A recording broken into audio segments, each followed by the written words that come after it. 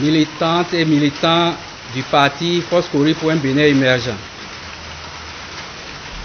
Dieu est amour et tout ce qu'il fait est bon, dit-on. Il est l'expression et l'essence même du bien.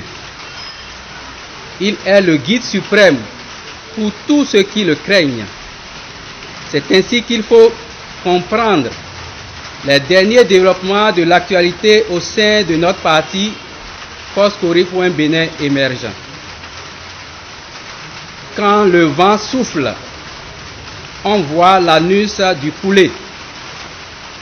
Les marques sont enfin tombées.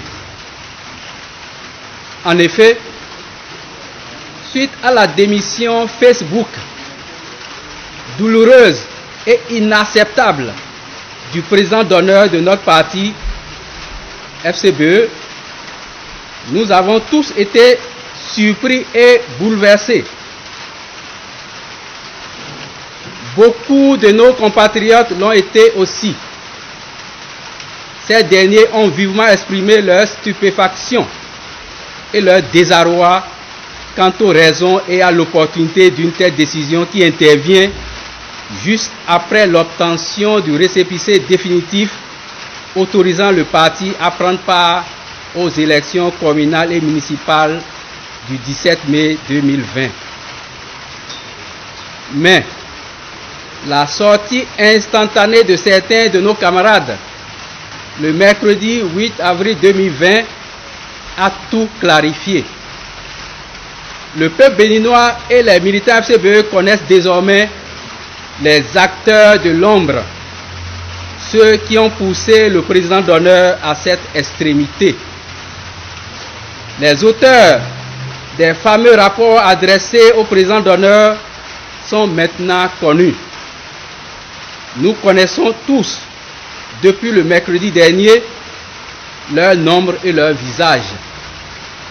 Ils sont 6 et se disent frustrés par leur positionnement sur la liste des candidats aux élections communales. Il s'agit de l'honorable Adjovi Justin à Cotonou, l'honorable Abiba Dafia à Kérou, le ministre Patrick Yerima à Kandi, Daniel Sarekwera à Ndali, l'honorable Jean-Marie Alagbe à Zakota et Paulin Dossa à Abomey Calavi. Peuple béninois, militantes et militants du parti FCBE, voilà ce à cause de qui le président d'honneur décide de vous abandonner après 17 ans de fidélité et de loyauté. C'est vraiment dommage. Nous avons enfin compris que nous n'étions pas tous des militants FCBE, enfants de Yaïboni, car en réalité, les vrais et légitimes enfants de notre papa sont bien précis et comptés. Nous qui sommes prêts à aller aux élections communales prochaines, y compris tous les militants à la base, nous ne sommes rien face à ces quelques individus qui sont soit pas sur la liste, soit ne sont pas positionnés à la place qu'ils convoitaient. Ce sont ceux-là qui sont les vrais enfants de papa, les seuls dignes fils de papa pouvant représenter la FCBE. Nous avons enfin compris que nous travaillions pour le bien-être de quelques privilégiés de la famille. Nous avons eu la chance de découvrir les privilégiés se prononcer face à la presse sur les positionnements faits par les militants au niveau de leurs arrondissements. Ils ont également retenu l'attention à travers quelques fioritures. Comment pouvons-nous refuser une contribution financière face à un budget de plus de 2 milliards de francs CFA, qui plus est, vient de notre président d'honneur. Nous pensons que nos camarades démissionnaires ont trouvé là la petite pièce qui manquait pour corroborer leur plan de départ, qui est de tout faire pour empêcher le parti de prendre part aux élections communales. Mesdames et messieurs, chers journalistes, nous le savions comme tout le monde que nos camarades ont adopté pour le boycott de toutes les élections à venir après la mascarade d'avril 2019. Ils l'ont dit haut et fort à plusieurs reprises. Nous, forces réformistes au sein du parti FCBE, avons refusé de respecter et qui a fait de nous les traîtres de la maison. Nos camarades l'ont dit lors du processus de réconciliation et l'ont encore répété dans leur déclaration de démission.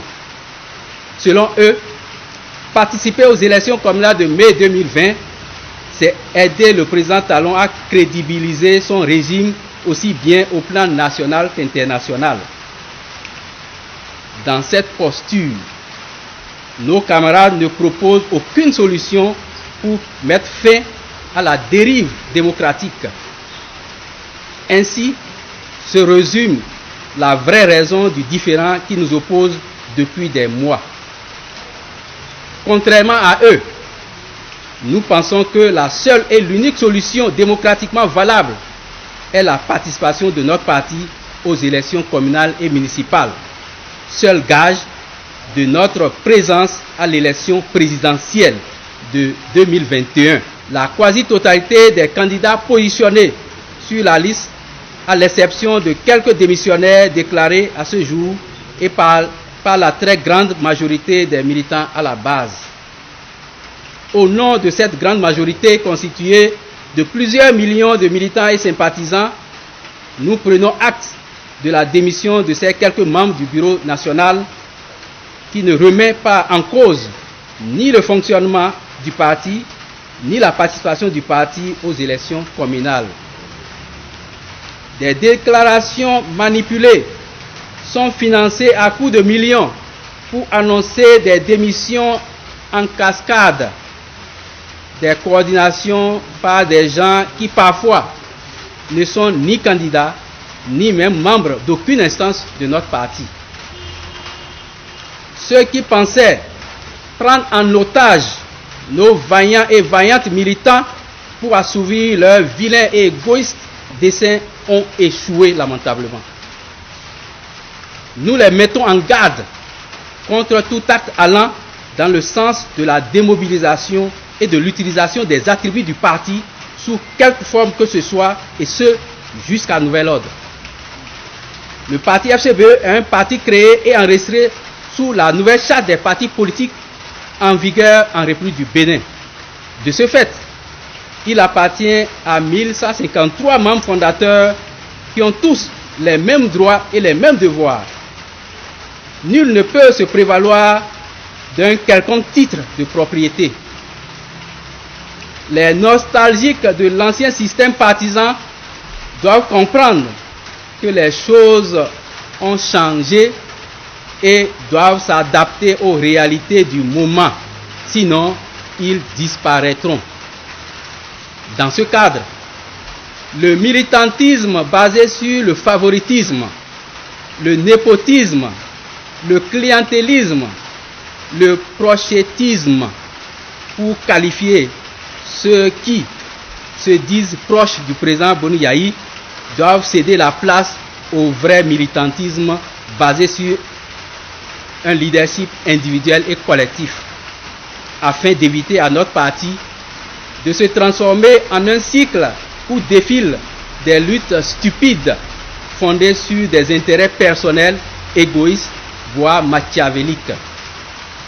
Point besoin de répondre à l'ignorance de certains camarades omnibulés par des pensées communistes qui continuent de croire que le récépissé d'existence de notre parti leur est dû. À ceux-là, l'occasion leur est maintenant donnée d'aller réclamer leur dû au ministre de l'Intérieur, Saka Lafia. Mesdames et messieurs, amis de la presse, la crise qui a secoué notre parti vient de connaître son épilogue. Les instigateurs viennent de jeter l'éponge en démissionnant eux-mêmes du parti. C'est le moment plus que jamais de montrer de quoi nous sommes capables pour donner une bonne raison à notre cher papa Boni Yayi de nous faire davantage confiance et de revenir à la maison. Toi, candidat ou candidate, démontre-nous désormais ce que tu peux apporter à Boni Yayi et non ce que Boni Yayi peut t'apporter. Il t'a déjà tout donné. Je ne saurais terminer ce discours sans avoir une pensée positive à l'endroit du monde entier, de l'Afrique et de notre pays, le Bénin. Face à la pandémie du Covid-19, j'en appelle à la vigilance, à la prudence et à l'observance des mesures d'hygiène.